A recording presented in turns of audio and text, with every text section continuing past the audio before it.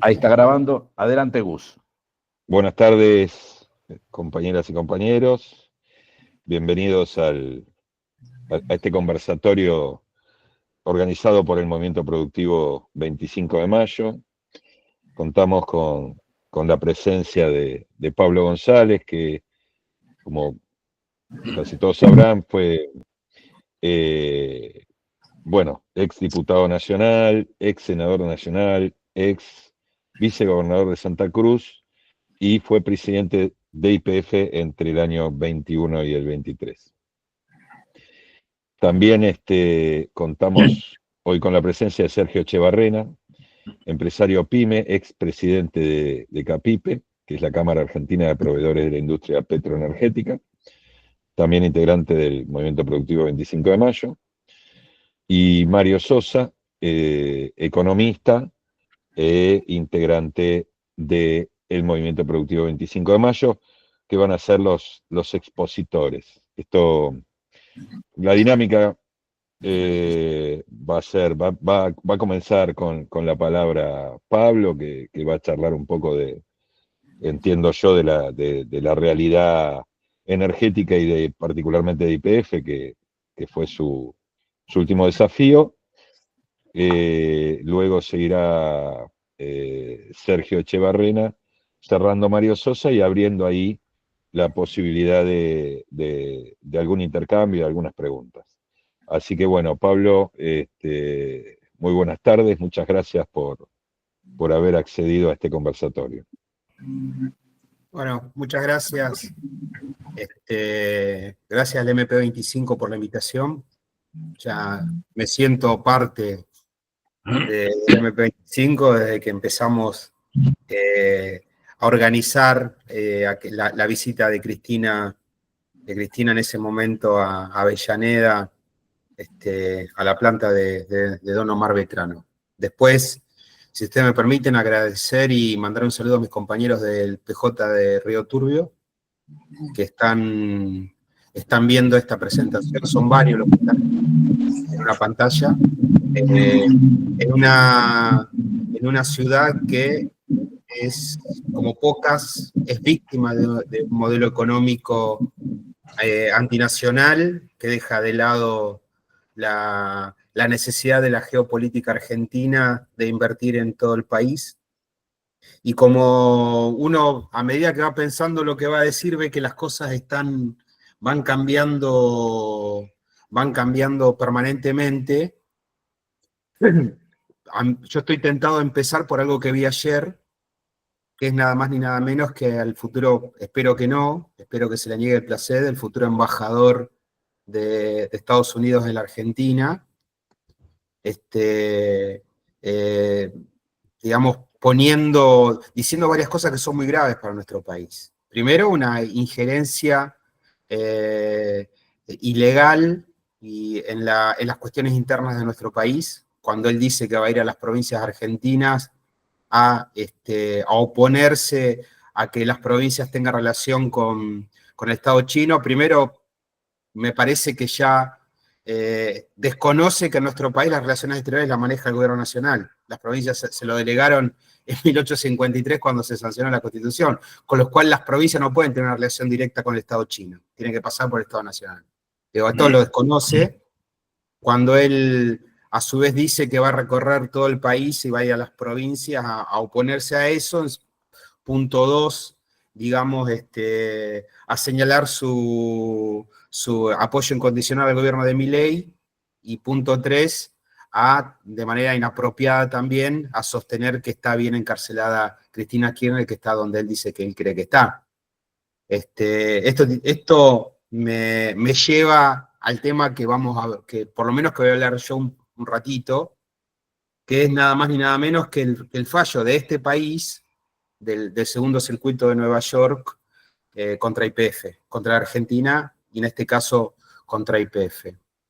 Para que la gente lo tenga en contexto, esto arranca en la privatización, cuando se sanciona la ley de privatización y se aprueba el estatuto de YPF en el artículo 7 del estatuto. Obliga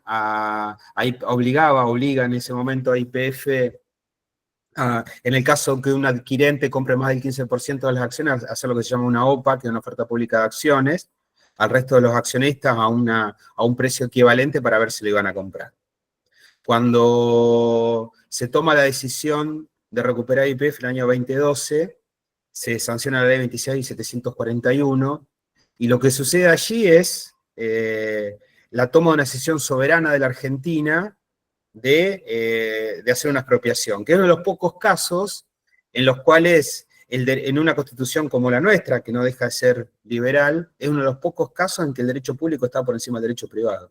O sea, hay una declaración de utilidad pública, artículo 17 de la Constitución, y concordantes, lo que hicimos en ese momento fue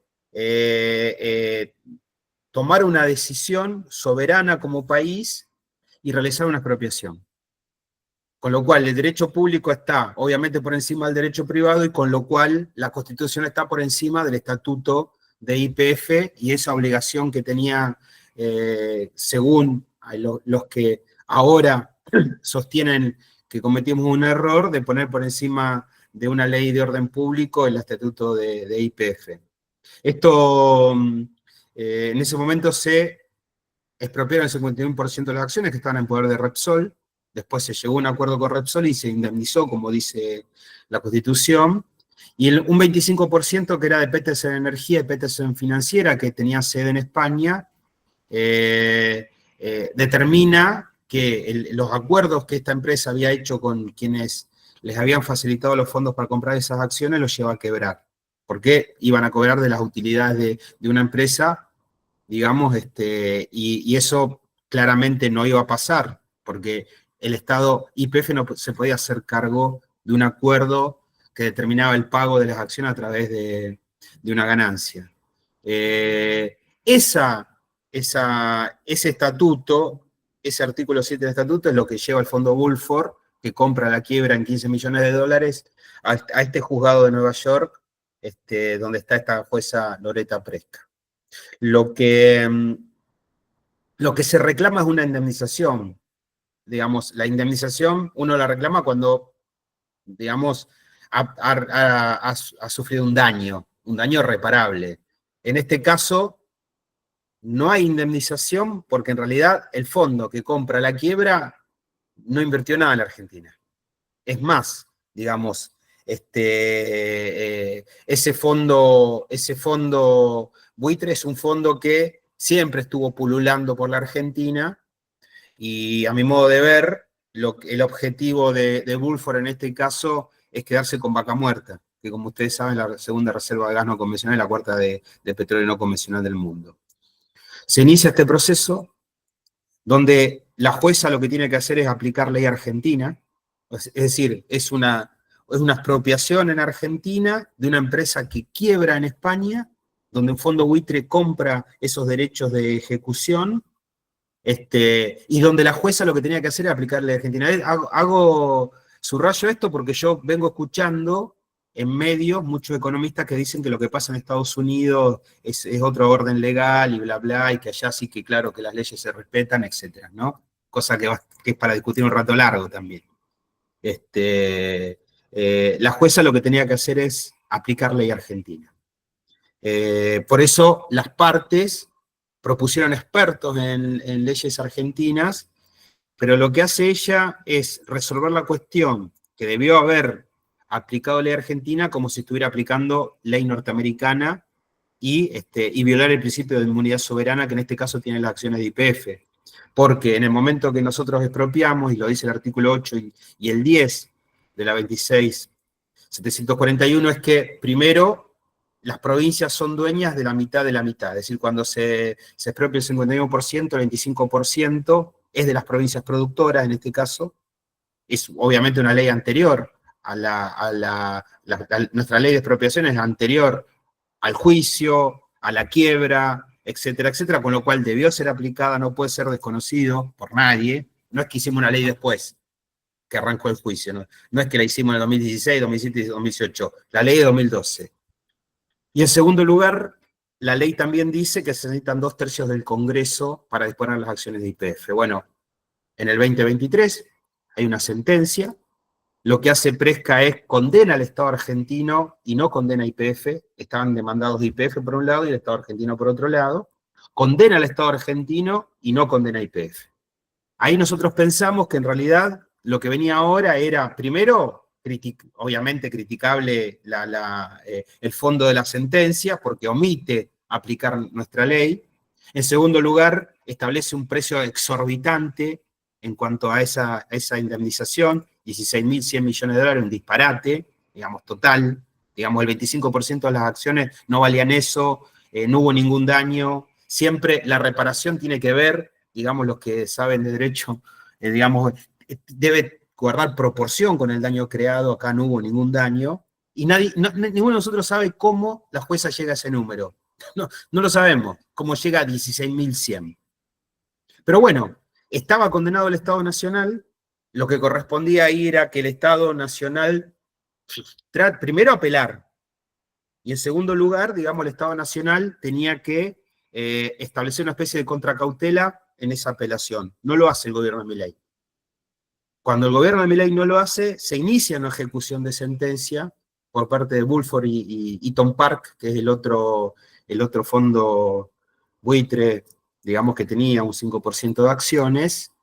Entonces ahí la jueza emite esa resolución donde le dice al Estado argentino que le tiene que dar a Woolford las acciones de YPF. Con lo cual, lo que Woolford no consiguió en la cuestión de fondo, que es quedarse con YPF, quedarse con vaca muerta, ¿no? Es decir, insisto, la segunda reserva de gas no convencional y la cuarta de petróleo, que está batiendo récord de producción todos los meses, a pesar, digamos, de la caída de las finanzas de YPF, o el desapoderamiento de activos que está teniendo YPF, que es un tema serio también analizar. La jueza lo que dice en la sentencia es bastante curioso. Miren, se los digo en dos oraciones. ¿Cómo hace ella para justificar que omite el artículo 10 de la ley que dice que se necesitan 2/3 para ejecutar las acciones?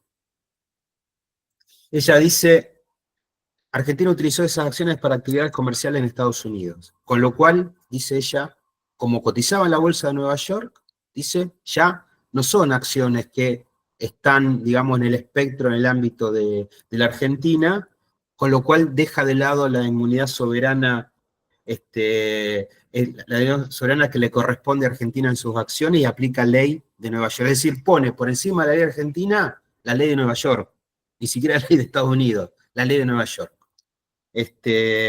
Y algo, dice, la obligación de lanzar la oferta y posterior rechazo a Argentina son indiscutiblemente de naturaleza comercial. Ella dice algo que es bastante curioso. Ella dice que Argentina no puede alegar que necesita 2/3 del Congreso para, fíjense, no se dijo en ningún medio.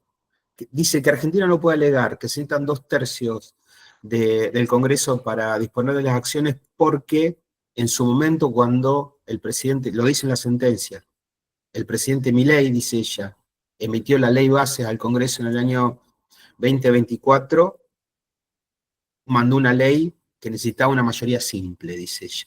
Con lo cual yo interpreto, dice ella, que el Estado argentino ya está entendiendo que no necesitan 2/3 del Congreso para disponer. Todos sabemos que en ese momento se baja del listado de empresas a privatizar a YPF, porque YPF venía dando ganancias por un lado, digamos, y la opinión pública y el mismo Congreso determinó que no se puedan entregar. Ahora, estamos ante una situación delicada, porque nosotros lo que vemos es que digamos, yo no veo que el presidente salga a defender a YPF como se vuelve loco cada vez que le meten un tuit sobre el perro de él o de algo de la hermana, algo que no le gusta, ¿no? Es decir, no veo la misma defensa de los intereses nacionales, de la seguridad nacional, ahora con este tema. Y cuando nosotros hablamos yo lo digo siempre, ¿no? Cuando nosotros hablamos de Mosconi, hablamos de soberanía nacional, qué sé yo, hablamos del ingeniero Huergo, o decimos que YPF es el motor del crecimiento, tiene que ser el motor del crecimiento de nuestro país y no una plataforma de exportación de petróleo crudo, como lo quiere convertir este gobierno, parece que estuviéramos, digamos, hablando, digamos, de cuestiones que son del siglo pasado, en realidad son de una actualidad, digamos, incontrastable, porque ningún país del mundo entrega sus recursos naturales, no pasa en ningún lado. Que un país, fíjense lo que pasa ayer con el tema del agua. O sea, van a privatizar AISA, que la recuperamos nosotros, digo, como mi movimiento político, mi partido político, y ahora resulta que la van a privatizar y se la van a entregar a una empresa israelí. Es decir, digamos, los países cuidan sus derechos, sus recursos naturales. Ningún país entrega sus recursos naturales. Yo siempre digo, vayan a Arabia Saudita o vayan a Malasia a decir que privaticen Petronas, que es 100% del Estado, ¿no? Es decir, salvo en Estados Unidos, las grandes empresas energéticas donde hay recursos en serio, son del Estado, y las administra el Estado. Digamos, en todo Oriente Medio son de los, pero hasta de los principados, digo, ¿no? Es decir, y acá en nuestro país permanentemente estamos regalando nuestros recursos. Y lo que está pasando ahora es, a mi modo de ver, una política energética nacional que está en la ley bases, a partir del artículo 199, y lo que pasa en YPF es consecuencia de esa política energética nacional, no es casualidad. Es decir, hoy YPF está dando pérdida, hoy YPF está vendiendo activos, vendió, y los compañeros y compañeras de Santa Cruz me están escuchando, saben de qué le estoy hablando, vendió las áreas maduras en nuestra provincia, perdimos 4.000 puestos de trabajo, y anteayer emitieron un comunicado vanagloriándose que subieron 2 equipos de abandono de pozo. Entonces, yo les puse, miren, no puede sacar el gobierno un parte oficial celebrando equipos de abandono de pozo porque justamente el nombre del equipo le dice lo que están haciendo. Digamos, ¿no? Es decir, se fue de Santa Cruz. Se fue de Santa Cruz, indemnizó a los trabajadores con la promesa que iban a volver a entrar. No van a volver a entrar en Chubut. Hoy hablaba con una radio de Comodoro, está pasando exactamente lo mismo. Ayer acaba de decir el presidente de YPF que va a vender YPF Agro. Se dice que Metrogas está en venta también. Es decir, se ha retirado de una empresa estratégica emblemática argentina que además el 51% es del Estado, o sea, no se puede disponer de una empresa como si estuvieras en un privado cuando estás en una empresa del Estado que además maneja recursos estratégicos, ¿no es cierto? Y esto es lo que está pasando. Y los resultados son malos. Son malos. Es decir, cuando teníamos los activos que teníamos, que dicen que ahora vienen a abonar la modernidad, dábamos ganancia. Desde que está este gobierno de Milei y de que está aprobada la ley bases, los combustibles aumentaron 320% y se eliminó el barril criollo en la ley. Y se abrió la importación y se abrió la exportación de petróleo que es libre, se estableció un precio que es el precio internacional. Se desapoderó los activos y encima da pérdida. O sea, yo tengo, la verdad que, y lo tengo que decir acá, donde pensamos todos más o menos lo mismo, yo creo que esto está pasando porque la quieren volver a privatizar. No le veo otra razón porque, digamos, para que le dé pérdida a YPF. Eso por un lado. Y por otro lado, si ustedes ven el balance de YPF, van a ver que el año pasado gastaron 120.000 millones en publicidad. Es decir, la caja de la propaganda de Milei es YPF. Por eso ustedes van a ver YPF en los medios nacionales, van a ver que está YPF por todos lados porque tienen que justificar de alguna forma, para decirlo en términos sencillos, la guita que están poniendo en los medios, ¿no? Un gobierno que vino a supuestamente a eliminar este tipo de cosas. Así que ahí están los periodistas ensobrados. Ahí están los medios ensobrados con el sobre que tiene el sello de YPF. Y que pagamos todos los argentinos que somos dueños del 51% de las acciones de YPF, este gobierno no está defendiendo. Porque lo primero que hizo Milei, cuando se supo la noticia del fallo, fue echarle la culpa a Kicillof, haciendo política interna de baja estopa, cuando digamos, lo que tendría que haber hecho es defender los intereses nacionales, porque además todos sabemos que así como la jueza usó en el fallo el envío de la ley base al Congreso de la Nación, puede utilizar también ese reconocimiento implícito de culpabilidad que él hace, digamos, para obtener algún rédito político interno, y no darse cuenta que está perjudicando la estrategia del país. Se ve que después le dijeron, al otro día a la noche sacó un comunicado de Orni donde dijo que iban a apelar la sentencia y que ni siquiera iban a negociar. Así que esta es la situación. Preocupante, digamos, no, YPF no invierte en tecnología, prácticamente ITEC no tiene presupuesto.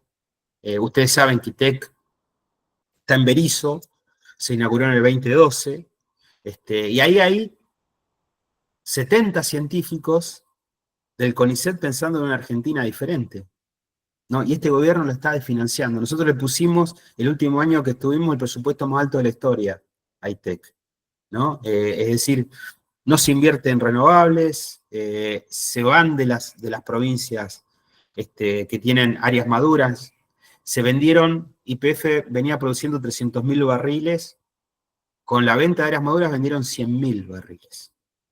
Y parte de la escasez de gas que hubo, ahora mejoró el clima en la Pampa húmeda, entonces medio que están zafando, pero hasta hace 15 días la escasez de gas era justamente por esto, digamos, por la venta de áreas y la caída de la producción. Así que me gustaría dar un panorama mejor. Nosotros, una política energética, porque se critica mucho el gobierno anterior, ¿no? Hasta nosotros mismos nos autocriticamos. Y decimos que muchas de las cosas que hicimos estuvieron, la verdad, bastante mal. Ahora, en política energética, la política energética de los últimos 4 años fueron muy buenos. Y yo se lo discuto a cualquiera. Porque la verdad que el haber construido el gasoducto Néstor Kirchner, digamos, hoy determina que nosotros tengamos superávit en la balanza. Si no hubiéramos construido el gasoducto Néstor Kirchner, esa segunda reserva de gas no convencional del mundo no tenía a quién vendérsela, no tenés forma de transportarla.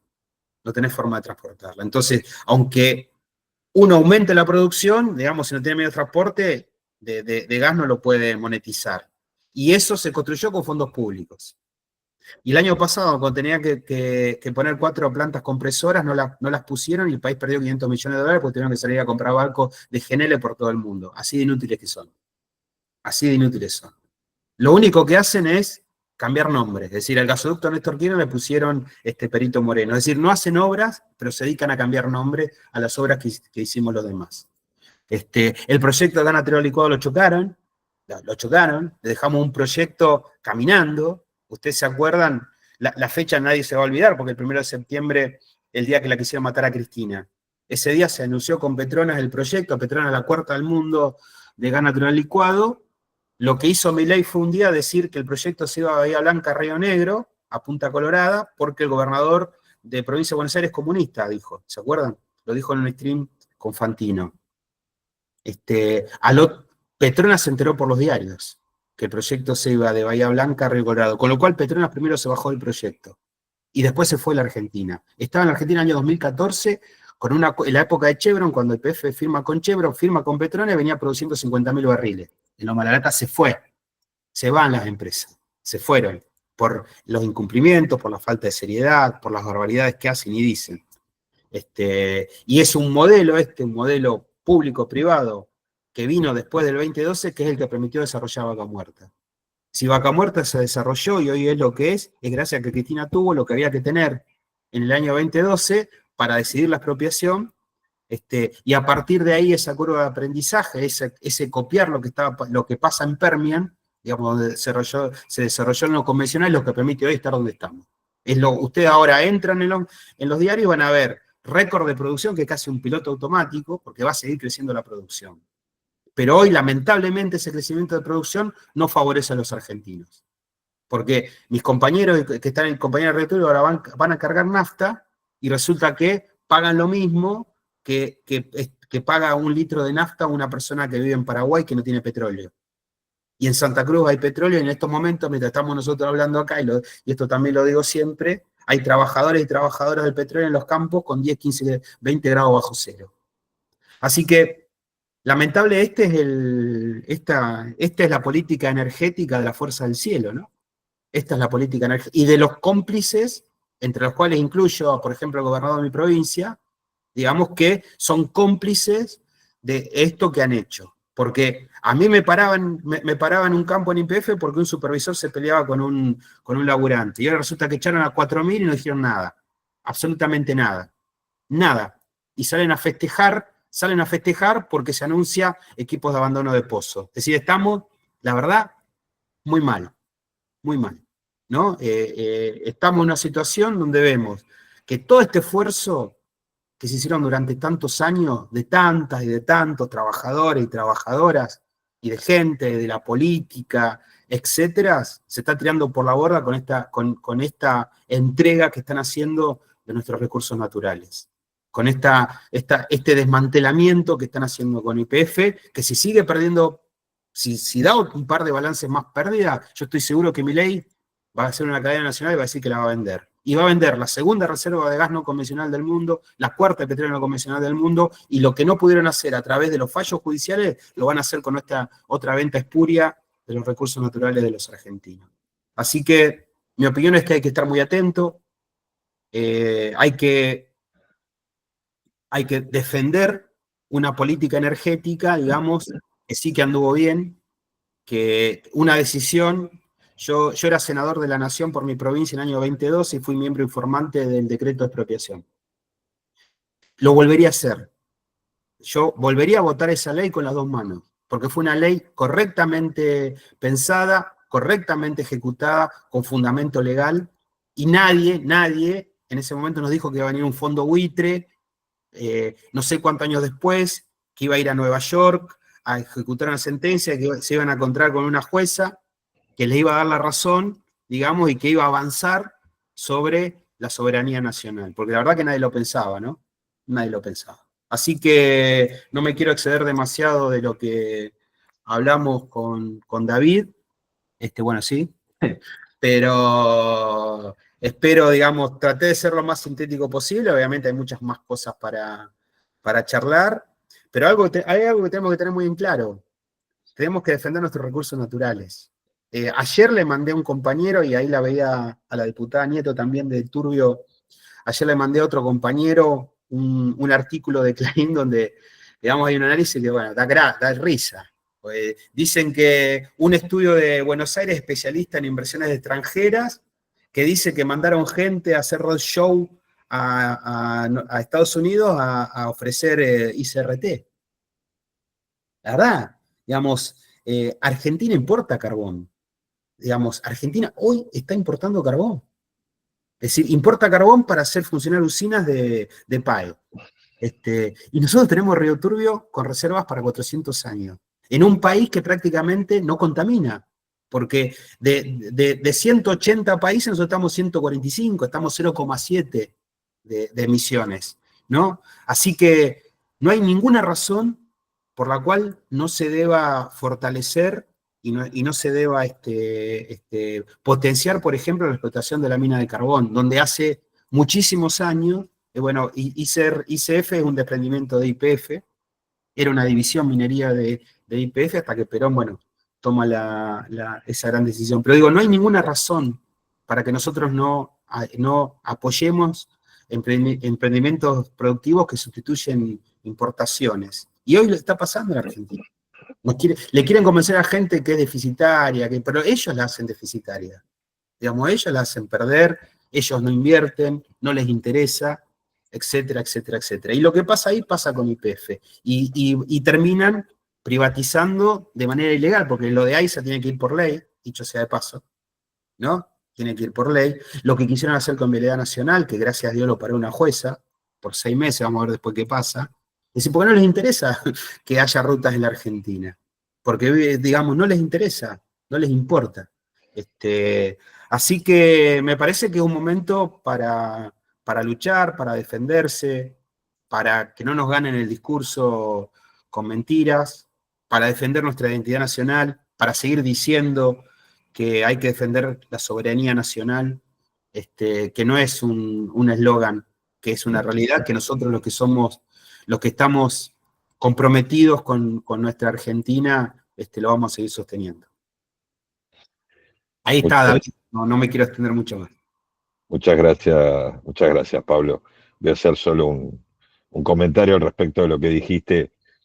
Esperemos que no tenga oportunidad de cerrar 2 balances más de YPF este señor, porque va a ser tarde para un montón de otras cosas, incluyendo YPF. Bueno, es el turno de Sergio Echevarrena, que como mencioné antes es fundador de CAPIPE, la Cámara de Proveedores de la Industria Petroenergética, y miembro del Movimiento Productivo 25 de Mayo. Sergio, no te veo, pero debes estar por ahí. Ahí está Sergio. Estoy acá. ¿Cómo te va, Gustavo? En principio decir que Gustavo también es un activo miembro trabajador de este sector. Es decir, no está aquí como coordinador simplemente porque es muy eficaz en el uso del cortamicrófono, sino que Gustavo es un trabajador, es un colega del sector hidrocarburos.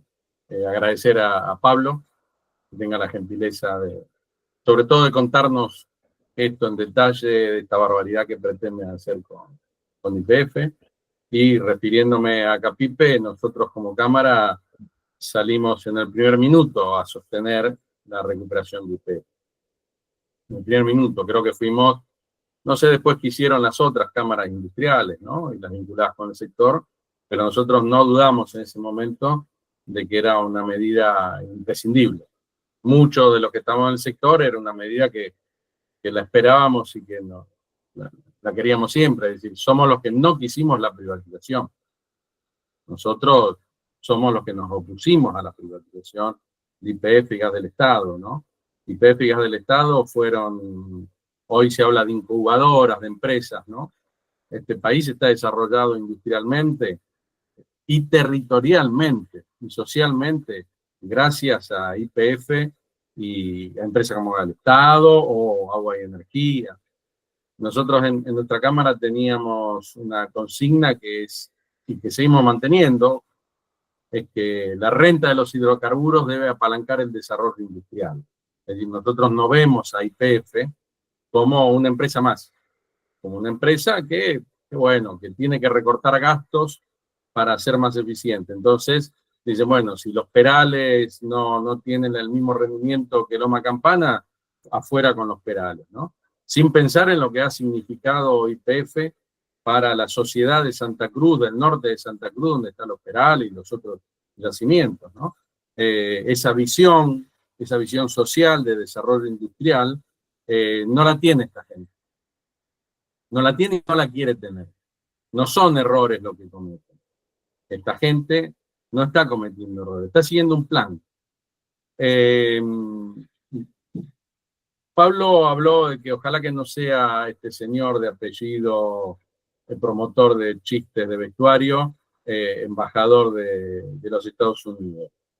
Yo diría que la verdad que no interesa el nombre, aunque sea un nombre interesante para los chistes, sino que lo que tenemos que observar que es una política, es parte de lo que él mencionó ayer, es muy interesante, porque es parte de una política, de la geopolítica de los Estados Unidos, del papel que nos tienen asignado. Hoy yo me atrevería a decir que lo que tenemos no es un gobierno nacional, sino lo que tenemos es una administración colonial. Y ayer se expresó un funcionario como un virrey. Es esa la política que nos tienen designado para nosotros.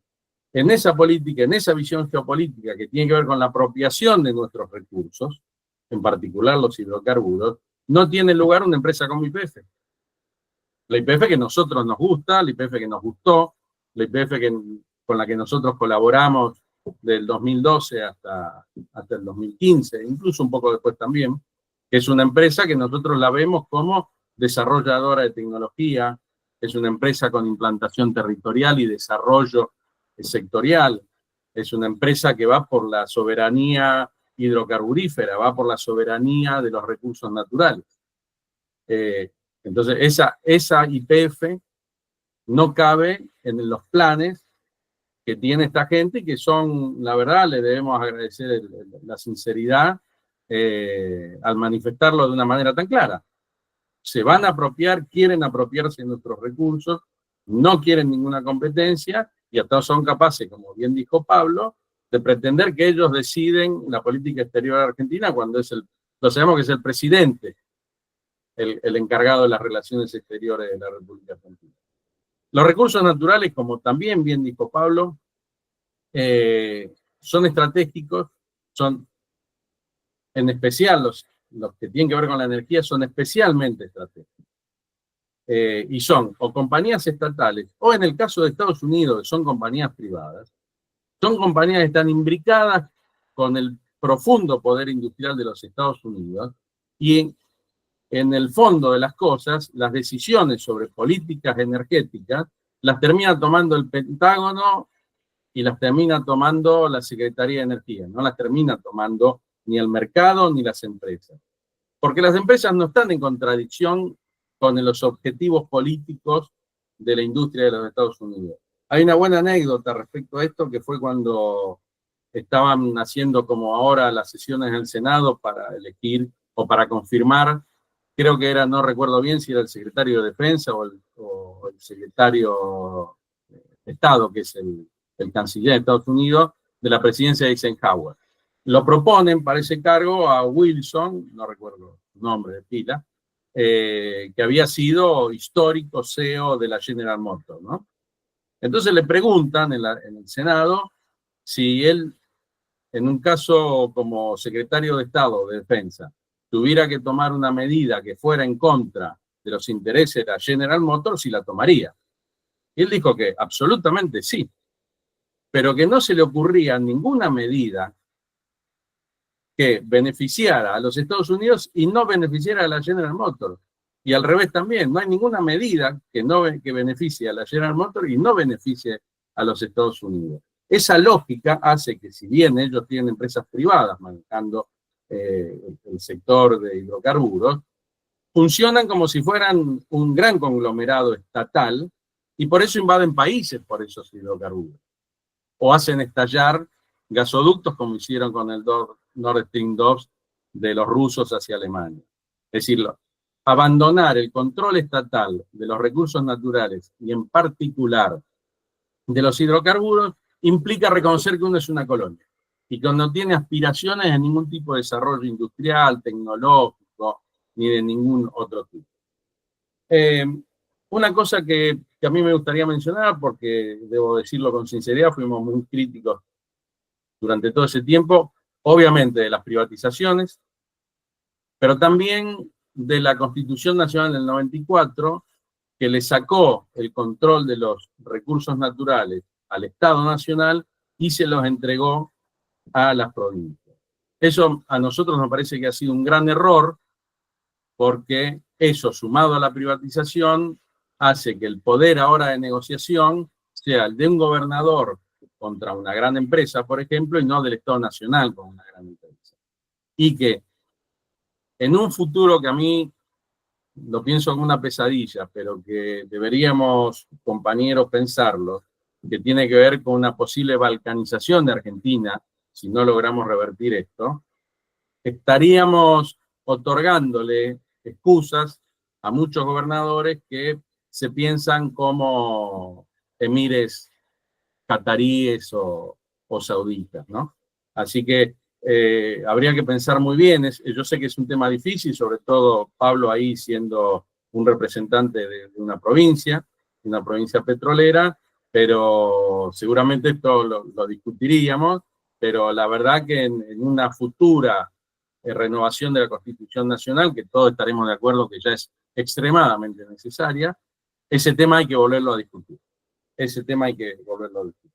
Con la recuperación estamos completamente de acuerdo. Con el proceso subsiguiente, incluso nosotros como Cámara colaboramos mucho con la gestión en su momento de Galucho, y luego yo ya no estaba como presidente cuando Pablo fue presidente de YPF, pero siempre estuvimos muy cercanos, y sobre todo en eso que tiene que ver con el desarrollo de proveedores. Hemos trabajado mucho por esto de que YPF fuera un motor de desarrollo de proveedores y de tecnología, de industria nacional, y de sustitución de importaciones. Hay un tema dos temas más, quisiera en la hora y media que me toca todavía, tocar, ¿no? Y que tienen más que ver con el futuro. Imaginemos que esto que está pasando es una pesadilla y que mañana nos despertamos y fue una muy fea pesadilla, y que, bueno, tenemos un gobierno que al menos no tiene a psicópatas y a timbiadores dirigiendo los destinos del país, ¿no? Bueno, entonces tenemos que pensar cuál sería, y es un poco el título de esta charla, la YPF que necesitamos, y yo, más que hablar de YPF, hablaría de cuál es la política energética que necesitamos. Y acá, más que hablar de, ya lo digo, de esto que por un momento pensemos que es una pesadilla, me gustaría hablar de algunas discusiones que incluso tuvimos con los propios durante el gobierno 2019-2023, ¿no? Que tiene que ver con la idea de muchos de nuestros economistas, muchos de los cuales quiero, respeto y admiro, que tiene que ver con que los hidrocarburos son una tabla de salvación para el problema que tenemos con los dólares. Como bien dice Cristina, tenemos una economía bimonetaria y el dólar es lo que termina definiendo buena parte de la economía en la Argentina. Entonces, el control de los dólares es fundamental y disponer de dólares es fundamental. Bueno, hay toda una tendencia dentro de muchos de nuestros amigos de decir, bueno, exportemos, y una vez que logramos solucionar estos problemas macroeconómicos, vamos a poder ir por el desarrollo industrial e incluso por la distribución del ingreso. Porque yo lo he discutido con algunos muchachos que incluso han sido ministros, cuando nosotros hablábamos de que estábamos mal, ¿no? La gente estaba mal y que necesitaba dinero en los bolsillos, decía, bueno, no, primero hay que arreglar la macroeconomía, hay que crecer, hay que desarrollarse, hay que exportar y después distribuimos el ingreso. Nosotros decíamos que eso no estaba bien. Entonces, estuve viendo un estudio que hizo que yo después lo puedo compartir, un estudioso y un grupo que se dedica a estos temas de gas y petróleo, de energía, en donde hicieron cuentas, en definitiva, de cuáles han sido los saldos que le han quedado a la Argentina, netos, en dólares, a partir de la exportación de hidrocarburos, ¿no? Y la verdad que no es bueno. Hace una cuenta en 20 años y la cuenta da que prácticamente no quedaron dólares en Argentina. A pesar de que en esos 20 años se exportaron por alrededor de 40.000 millones de dólares. ¿Por qué no quedaron esos dólares en Argentina? Por una estructura que tiene nuestra economía, que tiene que ver con qué hacen las empresas con los dólares. Entonces, ellos muestran 4 mecanismos, que los conocemos, pero muestran los números. Entonces dice, bueno, cuando no había cepo, por ejemplo, en los años, ¿no? En los años de la dictadura kirchnerista, que no había cepo, y que podían girar dividendos, los dólares se fueron como giro de utilidades y dividendos. Cuando por cuestiones lógicas hubo que poner restricciones a ese giro de dividendos, la pérdida de divisas se va por servicios. No, ni fletes ni seguros. Gustavo conoce muy bien todos estos temas. ¿Cómo hacen las compañías para llevarse dólares? Contratan servicios y están pagando algo que en realidad no tiene que ver con ese servicio, ¿no? En realidad es una ilusión, pero es una manera de llevarse dólares. Otra manera que tienen es directamente, como dicen los economistas, para no hablar de fuga, hablan de formación de activos externos. Se hacen de los pesos, compran dólares por donde lo pueden comprar y se los llevan. Y finalmente tienen otra manera, que es el pago de intereses, porque hacen préstamos intracompañía. Esto no es solo algo que hacen en el sector hidrocarburos, sino que se hace en casi todos los sectores importantes exportadores, que la misma compañía toma un préstamo de la casa central y luego esos dólares vuelan como pago de capital y pago de intereses. Bueno, con esos mecanismos, en 20 años, en realidad no nos quedaron dólares netos de la exportación de hidrocarburos. Es decir, que si no cambiamos el modelo de comercio exterior a futuro, por más que exportemos, como dice Marín, 30.000, 40.000 millones de dólares, esos millones de dólares no van a estar acá ni para el desarrollo industrial, ni para que la gente viva mejor, ni para que podamos hacer caminos, no van a estar acá. Ni siquiera van a estar para pagar la deuda externa. Es decir, la deuda externa la vamos a tener que seguir pagando, sacándolo no sé de dónde, dólares, ¿no es cierto? Entonces, ojo con eso, me parece que es una discusión que se debe en nuestro espacio y que tiene que ver con el control del comercio exterior. Porque también, y yo esto lo señalaba entre mis compañeros, digo, si nosotros tenemos un sector exportador sojero, al que le tenemos que andar pidiendo por favor, por no decir otra cosa, pensando en el embajador propuesto, que liquiden los dólares, ¿por qué el sector de hidrocarburos o los empresarios de las empresas privadas de hidrocarburos van a tener un comportamiento diferente? ¿Por qué ellos sí van a liquidar los dólares al precio que nosotros necesitamos que liquiden los dólares? ¿Por qué ellos no se van a sentar también sobre, no los silobolsas, sino sobre sus oleoductos y sus gasoductos, y van a decir, no, si el dólar no vale tanto, yo no lo liquido? Entonces, como espacio, nos debemos una discusión de cómo debe ser el control del comercio exterior. Yo, discúlpenme, no sé si lo sabían, soy peronista, y la verdad, pienso en el control del comercio exterior, en una recuperación. Yo sé que es dificultoso porque necesita mucho poder político, pero si nosotros nos queremos presentar como una opción de gobierno que venga a solucionar de raíz los problemas de Argentina, una de las cosas que me parece que vamos a tener que poner en discusión es el control del comercio exterior. Y lo digo como exportador. Yo lo que fabrico también exporto. Y la verdad que yo no digo que son mis dólares. Yo lo que necesito son los pesos equivalentes a esos dólares, ¿no? Y no quiero que sea una cajita que diga Sergio en algún lado, no. Esos dólares tienen que entrar al país y tienen que servir para el desarrollo, para las importaciones necesarias, lo que sea. El otro tema que me parece que hay que discutir es el de la transición energética. A mí me parece que cualquier discusión que incluya a la YPF nacional, recuperada, de nuevo atendiendo a todos los yacimientos, ¿no? No solo a los que le dan plata en la visión de Tecpetrol,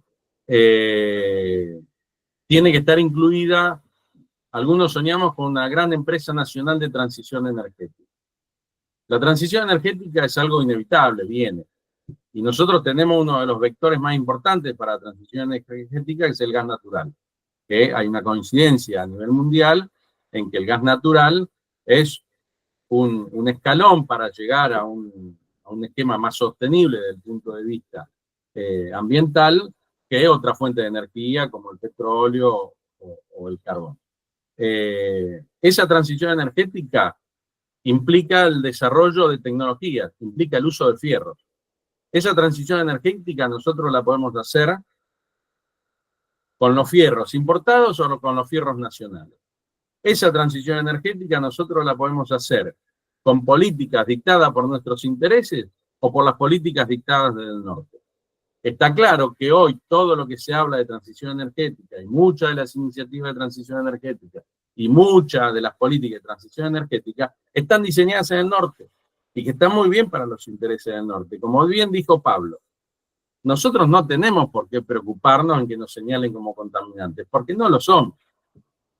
Porque no lo somos. Entonces, una política de transición energética debe ser diseñada desde nuestros propios intereses. Si queremos usar carbón, usaremos carbón, usaremos petróleo hasta donde podamos usar petróleo, utilizaremos mucho gas natural y le sumaremos otras fuentes de energía. Pero aparte, toda la parafernaria técnica de desarrollo y de aparatología que se necesita en electrónica de potencia, en aerogeneradores, en nuclear, tiene que ser desarrollo nacional. Y para eso se necesita una política. Este gobierno con el que estamos metidos en esta pesadilla no tiene ni va a tener. Nosotros, me parece que como espacio, tenemos que salir a tener una propuesta o a mostrar una propuesta agresiva en este sentido. Tenemos que mostrarle a la gente esto. Tenemos que mostrarle a la gente que en el mundo se invaden países por el petróleo y por el gas.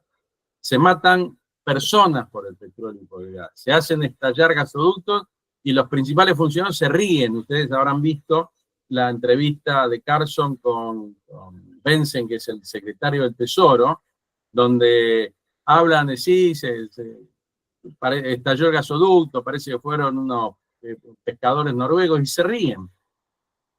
Se ríen de un atentado terrorista por el recurso, y que no era novedad porque ya lo habían advertido. Trump les había advertido que estaban comprando demasiado gas ruso y que eso estaba mal. Advirtieron hasta que le reventaron el gasoducto.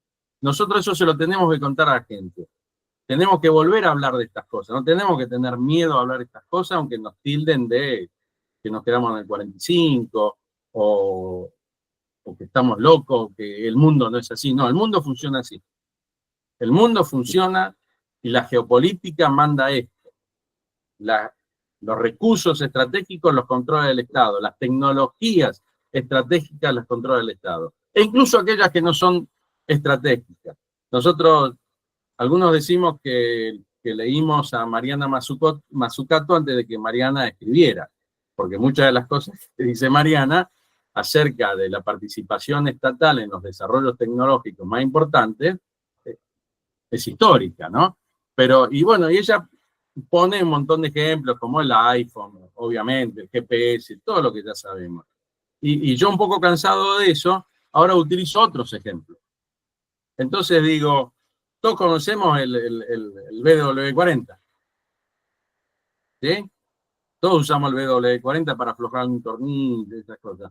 Ese es un desarrollo del ejército de los Estados Unidos. Los tipos tenían un problema de corrosión en los hilos de misiles, entonces contrataron a una empresa y le dijeron, solucionenme el problema de corrosión. Entonces los tipos probaron uno, probaron otro, y cuando llegaron a la prueba número 40, que funcionó, lo llamaron Water Displacement 40, desplazador de agua 40. Fue un desarrollo impulsado por el ejército de los Estados Unidos, que solo 5 años después fue comercial. El principio activo del OFF es un desarrollo de un tipo de la Secretaría de Agricultura de los Estados Unidos para el que tomó el ejército de Estados Unidos.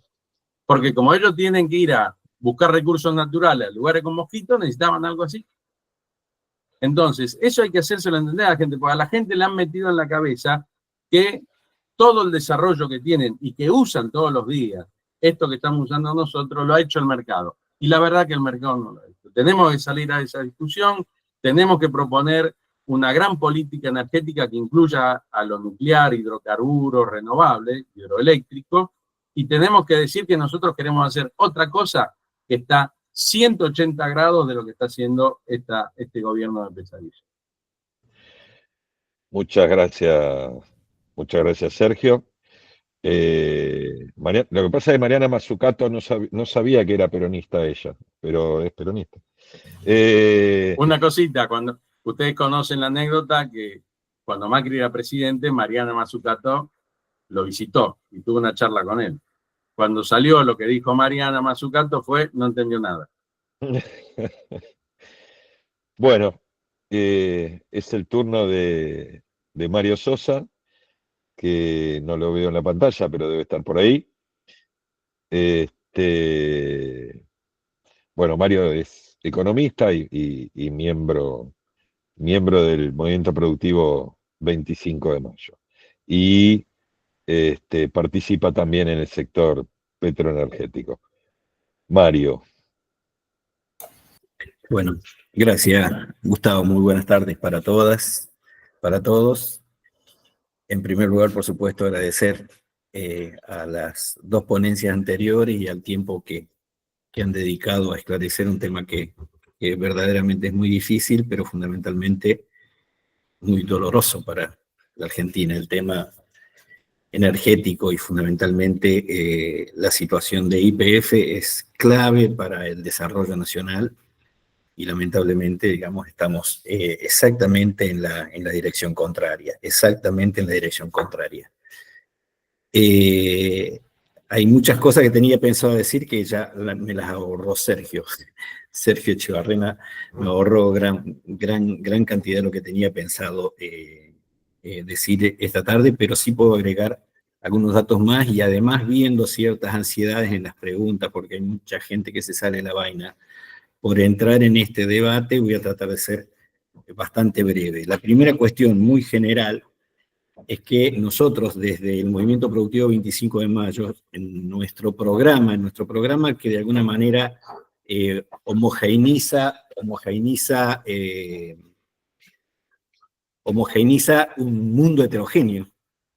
El MP 25 de Mayo es la conjunción de pequeños y medianos empresarios en sus representaciones gremiales, pero también de cooperativas y de cooperativas de empresas recuperadas, también de técnicos y profesionales vinculados a la producción, y también de trabajadores y algunos sindicatos cercanos. Y ese movimiento se va agrandando para nosotros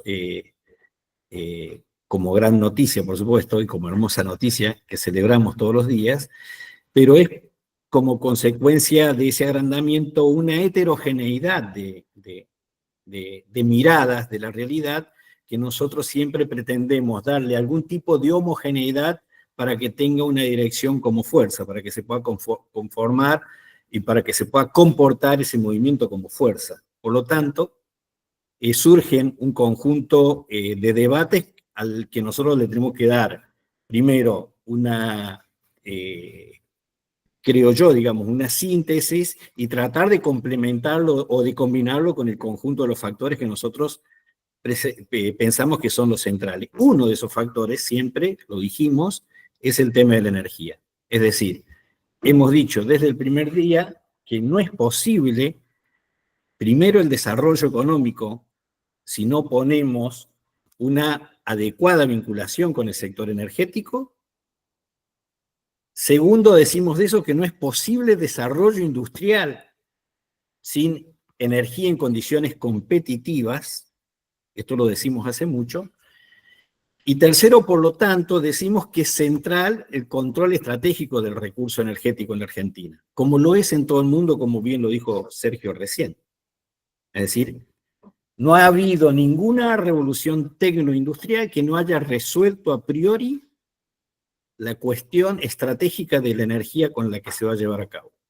Eso es una verdad histórica, absolutamente, digamos, enriquecida por los datos, cuando uno estudia tal historia. Desde la revolución industrial para acá siempre ha pasado así, de lo que significó la invención de la máquina de vapor como elemento energético para el desarrollo industrial de Inglaterra, hasta la explosión del petróleo en los Estados Unidos a mediados de 1850, pero de ahí para adelante la industria del automóvil. Toda revolución industrial tiene o ha tenido siempre a su lado una resolución del manejo energético. Y eso fue comprendido muy tempranamente en la Argentina. Entiendo que fue la primera empresa petrolera estatal, YPF.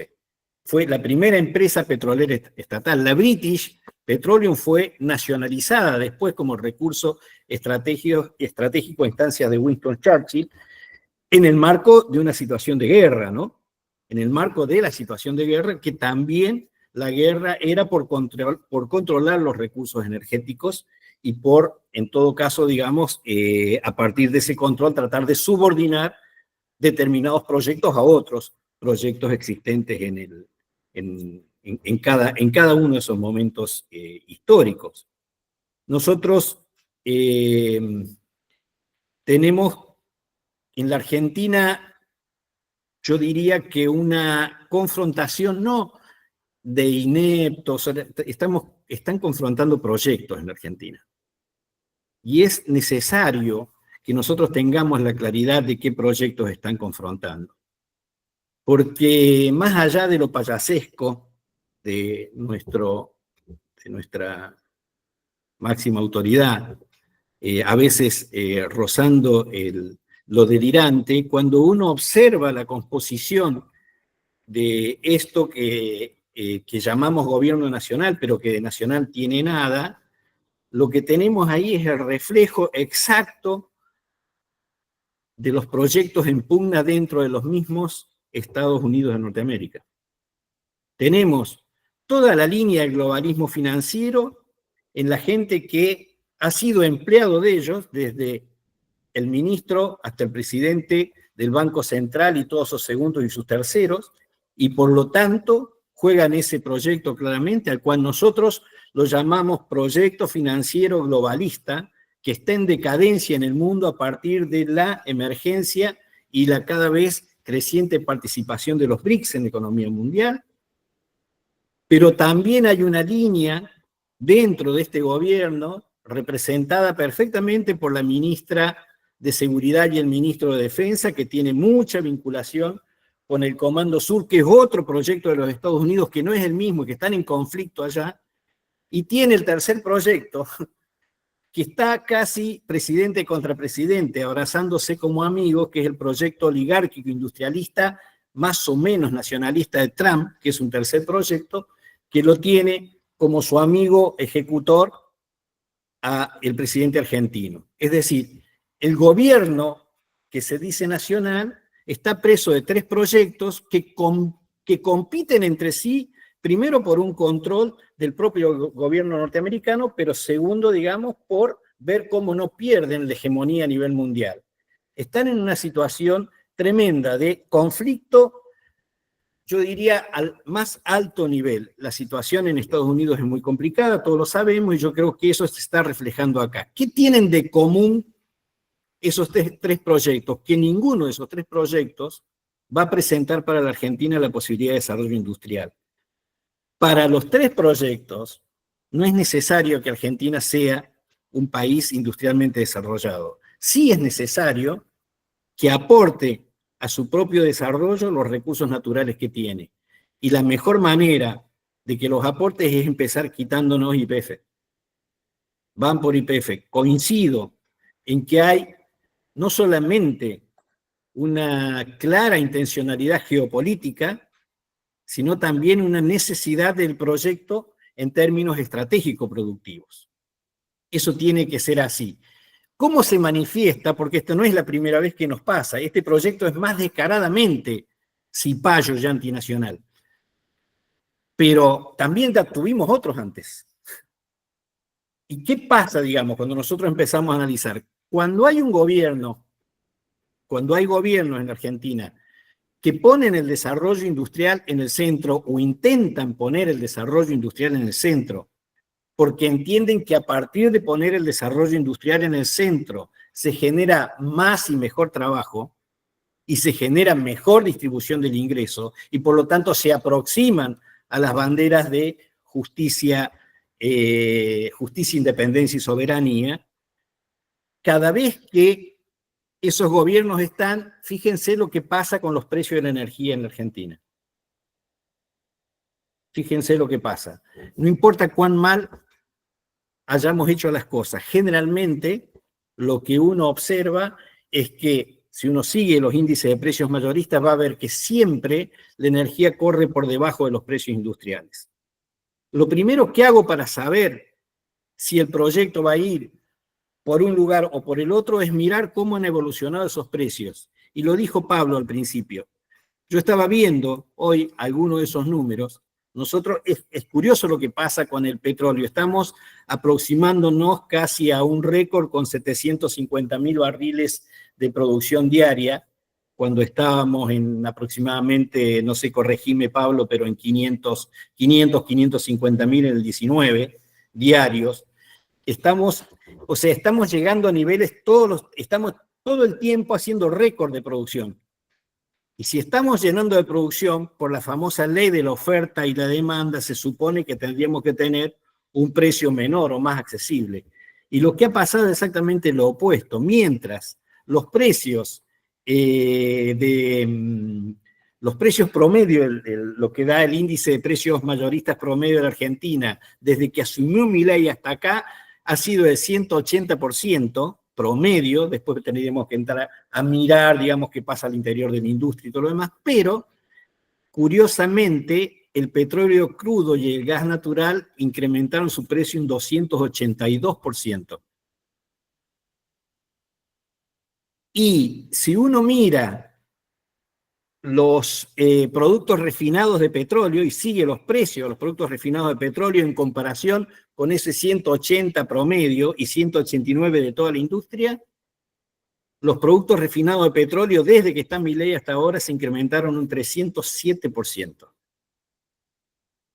Y como los recursos hidrocarburíferos tienen impacto en la matriz de producción de energía eléctrica, la energía eléctrica en el mismo periodo se incrementó 425%.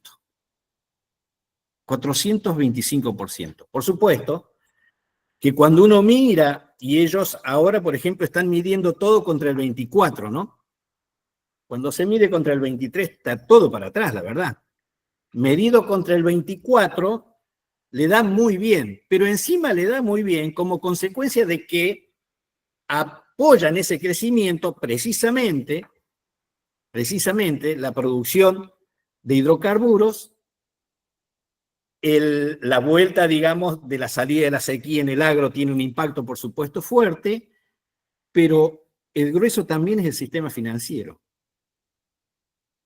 Incluso es más, cuando miramos, y nosotros hemos mirado con mucha atención, este vector al que llamamos el vector de los insumos difundidos, ¿sí? No teníamos esperanza de que pasara algo como había pasado antes, pero parece que hay un señor que abandona el territorio del acero y se va al territorio del petróleo y pone a su hombre en la presidencia de nuestra nave insignia, que es YPF, y a partir de ahí comienza un desarrollo y una pelea en otro sector. Me parece que para ese señor el acero va a ser producido en las plantas que tiene en Estados Unidos, en las plantas que tiene en México, en las plantas que tiene en Brasil, y no importa si va a producir acero acá o no lo va a producir. De modo que nosotros tenemos ahí otro problema más. No solamente ahora se trata de ver cómo controlamos el precio de los insumos difundidos para favorecer el desarrollo del entramado productivo, sobre todo el de la pequeña y la mediana empresa, sino también pensar, así como es estratégica YPF en términos de sector que apoya la producción, ¿qué vamos a pensar como política para el acero en la Argentina? Porque, ojo, que también está pasando algo raro por ahí. Claramente que uno podría ir sector por sector y encontraría un montón de argumentos de carácter técnico-económico, pero lo que nosotros tenemos es un problema de carácter político-estratégico, no técnico-económico. Nosotros tenemos que resolver cómo hacer mayoría para que un proyecto nacional y popular llegue a función de gobierno y cuanto antes. Hemos dicho en más de un lugar que es irresponsable pensar en el 2027 solamente. Es irresponsable pensar en el 2027 y sabemos recuperar a San Martín en esto. Decimos, cuando la patria está en peligro, todo está permitido excepto no defenderla. Y nosotros decimos que si esto sigue a este ritmo, no solamente nos dejan, ya llevan más de 100.000 millones de deuda adicional, sino que nos dejan sin la capacidad de control de esos recursos estratégicos. Entonces nosotros tenemos un problema hoy, más allá de las elecciones del 27.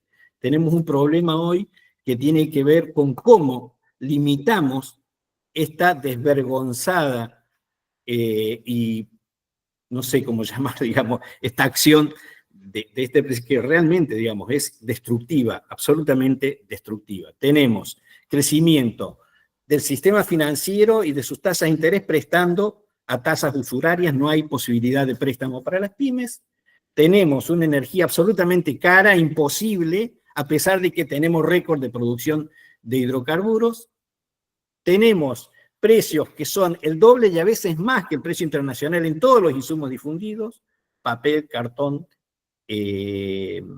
plásticos, bueno, cemento, Estaba viendo los índices de precio de cemento, acero, aluminio, por supuesto, vidrio. Miremos eso. Desastre.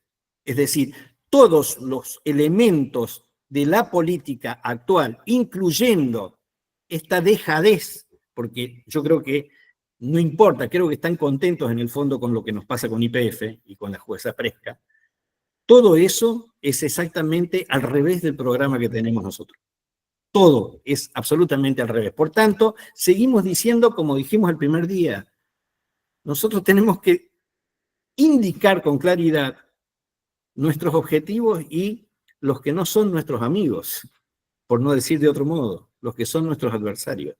Y esta es la dificultad. Es cierto, como dice Sergio, que hay que profundizar en el debate de qué política vamos a tener, pero a mí me parece, digamos, que primero está la coordinación de cuáles son todos los frentes problemáticos en donde el tema de la energía es un frente más en el quilombo que tenemos. Es un frente que se lleva mucho tiempo de muchos compañeros que trabajan sobre ello y todo más, pero no es el único, no es el único. Y nuevamente, coincidiendo con Sergio, nosotros cuando miramos el ingreso de dólar argentino, nosotros casi no tenemos un problema de dólares. Lo que tenemos es un problema de otra característica. Nosotros no tenemos problemas en producir dólares, por eso nos endeudaron. Y nosotros estamos transformados en gobiernos que se han dedicado a administrar deuda y no a administrar el país. Y eso también es parte de un proyecto. Es parte de un proyecto dejarnos sin YPF, dejarnos sin el control de ese recurso estratégico, como también es parte de un proyecto cada una de todas las otras cosas que mencioné. Y voy a cortar acá si vamos a las preguntas, me parece. Muchas gracias, Mario. Bueno, ahora abrimos la ronda de preguntas. Acá manos levantadas por ahora tengo 3. Entiendo que en este orden. Héctor Carletti. Héctor, ahí, no sé si vos, ahí está. Sí. Micrófono, muy bien. Buenas noches a todos. Gracias por la muchísima información que han vertido en esta charla. Excelente, les agradezco. Lo que quería aportar, digamos, y preguntarles si la mirada que tenemos que tener para esta cuestión, como la de muchas otras que tienen que ver con el desmantelamiento del INTI, del INTA, y el intento hoy de privatizar todo lo que es tecnología argentina, no tiene que ver con una mirada que tenemos que tener de guerra integral que está desarrollando Estados Unidos a todos aquellos que se oponen a su proyecto, digamos, de poner en paralelo a todos en una guerra contra Oriente, digamos. Creo que es importante, les pregunto si no es importante, que desde dónde tenemos que mirar el cuadro de situación, que no es solamente, como bien dijo Mario, en el tema energético, sino que es en casi todas las áreas estratégicas, desde una guerra que estamos inmersos y muchos no toman conciencia de esto. Gracias. Ok, eso a modo de pregunta, entiendo para Mario, no, Héctor, no sé. No, cualquiera, para cualquiera, el que quiera. Sí, yo creo que hay que mirarlo desde ahí, pero quería saber la opinión. Seguro, Mario, y con Pablo vamos a coincidir. Sí, obviamente, hoy el tema era YPF en particular, la energía, pero sí, lo mencionó bien Mario cuando habla de los proyectos. Los proyectos, sí, yo pienso que es así. Ok, bueno, muchas gracias, Héctor. Seguimos con Norberto Canán. Buenas tardes a todos. Primero, gracias por la invitación a este Zoom. La información la verdad que es espectacular. Y me quedé pensando ahí, uno de los compañeros hablaba de la balcanización de nuestro territorio, ¿no? Y cómo la política partidaria y de muchos de nuestros compañeros son parte de ese desmantelamiento de nación. Cuando dividen las elecciones, cuando cada provincia toma algo puntual y no lo global.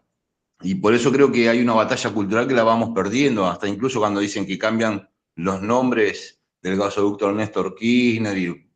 Hay todo un cambio y un proceso que muchos de los compañeros nuestros que deberían defender la parte nacional, creo que están haciendo la plancha o están haciendo su propio negocio. Es así a modo de reflexión y a lo que estaba pensando en los compañeros. Gracias. Gracias, Norberto, por tu participación. Ahí sigue, bueno, algo que no dije y que ahora, viendo el nombre de Bruno, que es el que sigue en la lista, lo que voy a pedir es síntesis. Y que tratemos de hacer preguntas relacionadas con lo que acabamos de hablar, ¿no? A nuestros invitados. Bruno, no sé cómo hiciste, pero tenés 2 manos levantadas, así que dale, adelante. No, tenés el micrófono apagado, Bruno. No se te escucha. Micrófono. A ver si... Estaba contestando, pero estaba silenciado. Ahí está. Yo le preguntaría al invitado González algo que está ausente en lo que oí y que es un punto que a todos los que manejamos algo del tema energía obsesivamente reclamamos y nunca fue satisfecho en las audiencias públicas, etcétera, que es el costo. O sea, el costo brilla por ausencia y vos seguramente tuviste que ver con la cuestión del precio internacional, que visto desde la posición estratégica no es más que un desfalco a la Argentina, porque esto significa manejar un precio que deja distintas utilidades, pero la verdadera cuestión es el costo. Y el costo está muy por debajo de lo que está anunciado y cobrado. Y después ahí intervienen todos los elementos de fuga que abultan el costo, pero que poco tiene que ver con la extracción del fluido. Así que esta es mi pregunta central. Y hago una observación de lo que dijo Sergio Echevarrena, que la propiedad del recurso que se atribuye al artículo 124 es una propiedad impuesta por el lawfare, por los intereses personales de los gobernadores, por un síndrome de razones, pero en la Constitución está en 3 lugares la propiedad del recurso. Y eso en cualquier lugar del mundo se discute y se arregla. No es difícil arreglarlo, pero está ignorado. Y nosotros mismos lo estamos haciendo, por eso lo pongo, no lo desarrollo y me quedo solo con la pregunta del costo por ahora. Bueno, antes cuando estaba el barril criollo, digamos, uno lo que tenía era la posibilidad de hacer una especie de colchón entre lo que es el precio Brent y el precio interno. Cuando se modificó la ley base, se dijo que a partir de ahí y de esa eliminación de lo que ellos llamaron una distorsión, iba a haber inversiones, bla, bla, bla. Mientras, como decía antes, mientras el barril estaba en $85, digamos, no fueron aumentando los precios. Cuando bajó a 62, no bajaron los precios en ese porcentaje. Y le ofrecieron a la gente como alternativa ir a cargar combustible a las 3 de la mañana. Imagínense ustedes, en Río Turbio, estaban viendo los compañeros, un jubilado que a las 3 de la mañana se tiene que levantar para cargar combustible, digamos, con 10 grados bajo cero, ¿no? En cuanto a los costos, el costo de desarrollo, que se llama en la industria, justamente, no lo quiero decir en inglés porque queda horrible, estaba en el año 2016 en $19,70 y ahora está en 11,60. Y lo que se denomina el listing cost, digamos, el costo de levantamiento, estaba en 10,6 y ahora está en 4,2. Es decir, que el costo de desarrollo bajó un 41% y el costo el lifting cost bajó casi un 60%. Nosotros estamos calculando que el precio del barril, digamos, lo que también se denomina break-even, digamos, está en unos $35. Esto en vaca muerta. Esto en vaca muerta. El problema que tenemos es que en la cuenca, en los pozos maduros, donde hay recuperación secundaria y terciaria, los costos casi prácticamente se duplican. Y ahí nosotros estábamos terminando el 23 con un barril a $55 o $60, con lo cual a este precio, con esta ley base, prácticamente nos está volviendo a nosotros como digamos, imposible de financiar. Con lo cual, digamos, si yo entiendo que lo que debería haber son ventajas comparativas a nivel impositivo, por lo menos para importar polímeros, que es una tecnología que todavía en Argentina no se ha desarrollado, para poder sostener nuestras áreas maduras. Porque si no, la competitividad que está teniendo un vaca muerta, digamos, que ha bajado los costos a este nivel que yo les acabo de decir, casi en un 60% listing cost en 9 años, el resto de la industria va a quedar prácticamente pulverizada, ¿no? Y donde uno además ve que, por ejemplo, nosotros desarrollamos Palermo Aike, que es la segunda reserva probable de gas no convencional y de petróleo no convencional de Argentina, que el mismo informe de la Agencia Internacional de Estados Unidos decía que donde en vaca muerta pueden haber probablemente 16 billones de barriles, en Palermo Aike hay 6.6, o 308 trillones de pies cúbicos, digamos, hay 120. Un pozo vale, en Palermo vale 30 millones de dólares y en Vaca Muerta vale 8. Así que si uno quiere, digamos, estos son los costos que hay que tener en cuenta. No creer que todo el desarrollo hidrocarburífero del país son entre 30 y 35 dólares, ¿no? Así que eso es más o menos lo que se sabe, digamos. Esta información nosotros la hemos publicado en su momento, cuando presentamos los balances cuando estábamos buscando inversiones para Palermo Aike, presentamos estos números los presentamos, y lo hemos dado a conocer, ¿no? No sé si eso responde la pregunta. Muchas gracias, Pablo. Seguimos con la lista de preguntas. Rubén Antonio Macetro. Rubén, ahí sí podés desactivar activar, mejor dicho, el micrófono. Ahora, ¿cómo les va? Bien, yo soy de Rosario, junto con Héctor Carletti, ahí que lo veía, mando mis saludos. Esto para mí es muy claro, es Argentina sin argentinos, el proyecto de esta gente, salvo la clase dominante, el resto, si están, no están, me da lo mismo. Somos un ejemplo de castigo para el resto de Latinoamérica y del mundo, donde por pensar y por construir y por tener ingenio y desarrollo, nos están castigando. Así que no me queda ninguna duda. Y aparte recurro a una humorada de Quino cuando decía a través de su vocera Mafalda que para amasar una fortuna había que hacer harina a los demás. Nos están haciendo harina. ¿Sí? No nos dan... Nosotros acá en Santa Fe lo vivimos con la disolución en su momento de la empresa petrolera que estaba en San Lorenzo, que la hizo Macri y jamás se recuperó. Así que todo lo que van destruyendo va a ser muy difícil que lo podamos reconstruir. Pero sí, hay algo que es positivo, y lo miro desde el punto de vista de estas elecciones que pasaron, donde se están revirtiendo situaciones en cuanto al nivel de votación, donde volvimos a tomar alguna preponderancia, tanto acá en Santa Fe, y esperemos que en la provincia de Buenos Aires también tengamos ese tipo de éxito, y se va a replicar en un montón de provincias. Lo que tenemos que acelerar los tiempos. Esto es contrarreloj. No le veo otra salida con una participación activa de tratar de trabarles todos los pasos que se puedan hacer a través de diputados, de senadores, de gobernadores. Concientizar. Lo que estamos haciendo hoy acá hay que hacerlo y replicarlo en cada una de las provincias.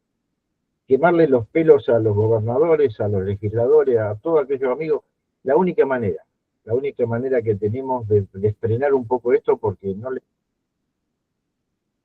Más que pregunta era tratar de plantearle de que esto que se replique en tantas veces podamos hacerlo, porque es muy bueno. Muchas gracias. Muchas gracias, Rubén. Y acá la última mano levantada es la de Floreal Crespo. ¿Qué tal? Buenas noches. Mira, te quería hacer una pregunta de un tema que nunca me quedó claro, por eso te lo quería preguntar. El famoso proyecto de la petroquímica en Tierra del Fuego, ¿tenés idea por qué nunca avanzó?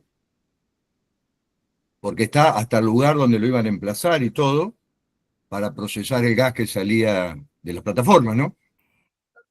No, la verdad que no. Ahí lo que está pasando ahora que está... Vos viste que está hasta el muelle hecho, está el muelle armado y Sí, todo. pero después YPF se llevó la boya en su momento, que era de una empresa que después se concursó, y prácticamente nosotros empezamos a hacer proyectos de recuperación también, secundaria y terciaria, y bueno, esas áreas después entraron en el proyecto antes. Así que la verdad que no lo sé, que yo, por lo menos los 3 años que yo estuve en YPF, no en ningún momento se planteó esa alternativa. Y lo que yo creo que sí hay que ver de cerca es, y que le fue muy bien a Tota la PAE con el tema de la plataforma. Y vos fijate que los 12 millones de metros cúbicos que estaban disponibles en el gasoducto General San Martín, ellos lo van a hacer e inclusive van a avanzar con la planta de GNL, ¿no? No, por eso te digo que verdaderamente en un momento creo que había una compañía china que estaba con el tema, iban a fabricar fertilizantes, pero eso, viste que después se paró y se fueron. No, el único proyecto fertilizante era la posibilidad que tenía YPF de comprar el 50% de Nutrien. Pero después no, que yo haya visto, la verdad que no. Y estábamos viendo, a ver, inclusive yo estaba hablando con el gobernador, a ver cómo podían, porque, a ver, cuando nosotros entramos a YPF, hablo nosotros como proyecto político, YPF había perdido $1.000 millones en la pandemia, ¿no? Y hasta en venta estaba el edificio de Puerto Madero. Y venía un proceso bastante preocupante. Se pudo ir resolviendo, fundamentalmente en ese momento el Estado jugó, tomamos un préstamo de $500 millones del ANSES, ¿no? Y a partir de ahí pudimos, ya el tercer trimestre, digamos, el tercer Q que se dice, a nosotros nos empezó a dar ganancia. Pero cuando ya logramos cierta estabilidad, empezamos qué sé yo, con la provincia de Mendoza, por ejemplo, que lo doy como ejemplo porque no tiene el color político nuestro, empezamos a perforar no convencional, en un acuerdo que firmé yo en ese momento con el gobernador, y empezamos a ver en las provincias donde YPF estaba en retirada cómo podíamos hacer para recuperar proyectos. Pero no, la verdad que no, la verdad que no, en ningún momento pasó digamos, pudimos analizar un proyecto de esas características en Tierra del Fuego, habría que ver.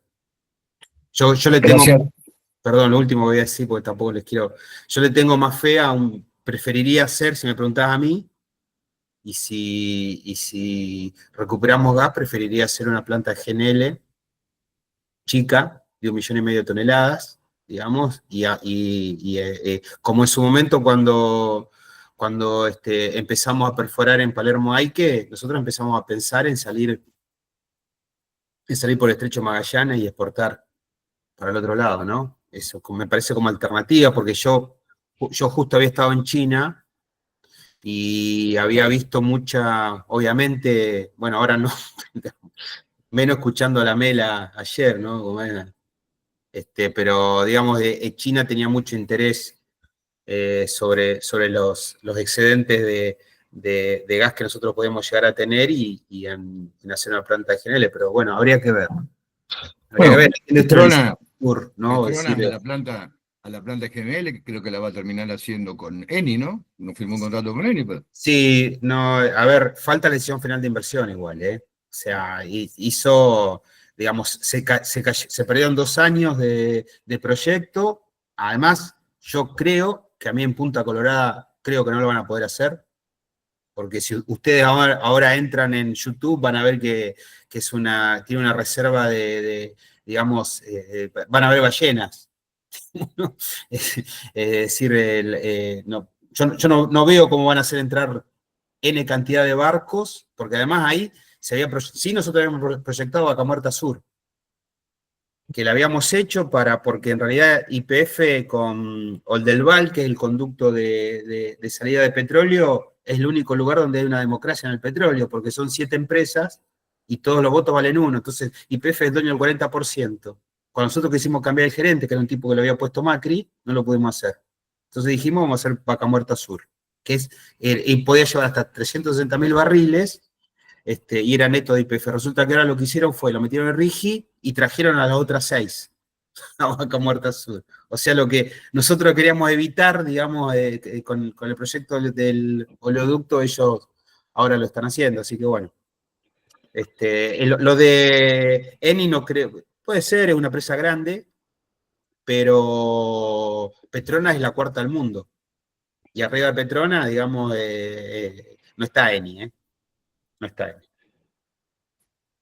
Muchas gracias, Gloriari. Pablo, antes había levantado la mano, no lo tengo anotado acá ahora, Jorge Garay, no sé si está y quiere hacer alguna pregunta. Jorge, no te veo. No, te dice que no. No había levantado la mano. No. Ah, ok, Jorge, bueno. Gracias. Entonces, le paso la palabra a David Seltzer, que debe andar por ahí, y después cerramos. Así. Bueno, gracias Gustavo, gracias a los 3 expositores, un verdadero lujo. Tenemos un caudal de riqueza intelectual y política en toda esta movida que hay que hacerlo valer. Perdóname que te interrumpa, David. Les pido por favor a los que tienen el micrófono abierto si lo pueden cerrar. Ahí está. Ahí está, gracias. Ahí está. Así que yo hago 2 avisos parroquiales muy breves y te dejo, Gustavo. El primero, que seguimos con nuestra serie de conversatorios, que son prácticamente jornadas de formación política. El 6 de agosto, por allí debe estar Héctor Carletti y Zaccanini, van a exponer acerca de tecnología conveniente o tecnologías convenientes y productividad. Y después, no ya un conversatorio, pero sí un encuentro de trabajo, de reflexión y de debate. El 16 de agosto en el Club Atlético Lanús vamos a reunirnos con motivo del Día del Empresario, que fue promulgado. Esa ley fue promulgada por la presidenta Cristina Fernández de Kirchner. Y nosotros, como entendemos que en el empresario, ya sea el empresario de capital privado, que es el empresario nacional PYME, y el empresario de capital social, que son las cooperativas, los cooperativistas, tienen el bastón de mariscal para el desarrollo definitivo de nuestra patria. Vamos a reunirnos, vamos a invitar a todos y a todas para participar. Seguramente será una reunión mixta, presencial y virtual, así que el 16 de agosto están todos invitados y todas invitadas, Club Atlético de Lanús. Ya iremos difundiéndolo oportunamente, Día del Empresario Nacional. Gracias, Gustavo. No, muchas gracias. Bueno, voy a cerrar acá con un pedido a Pablo en este caso, porque Pablo es quizás de los que estamos presentes en este Zoom, el que está más cerca de una posición de gobierno en el futuro, ¿no? Y creo representar el sentimiento de muchos de los que nos llamamos peronistas, que más allá los frentes electorales que son necesarios para llegar al gobierno, haya acuerdos programáticos y haya agendas legislativas para lograr los objetivos.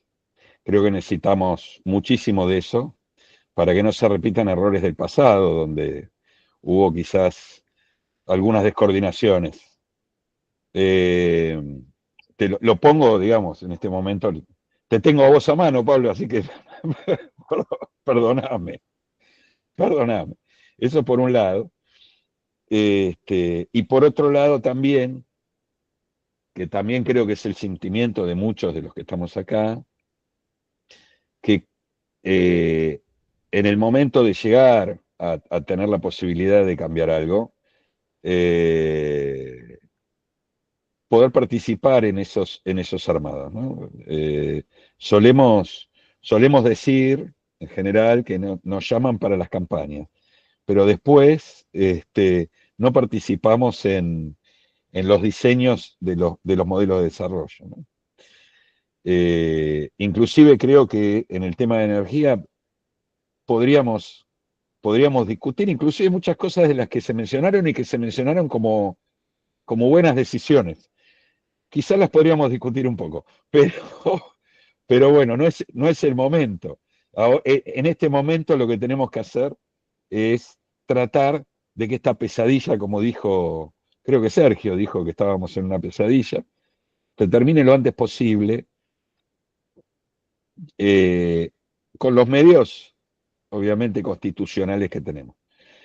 Así que bueno, no queda más que agradecer a todos los que estuvieron acá presentes, especialmente a los expositores, a vos, Pablo, Sergio, Mario, un lujo, y a todos los que tan atentamente estuvieron estas 2 horitas casi.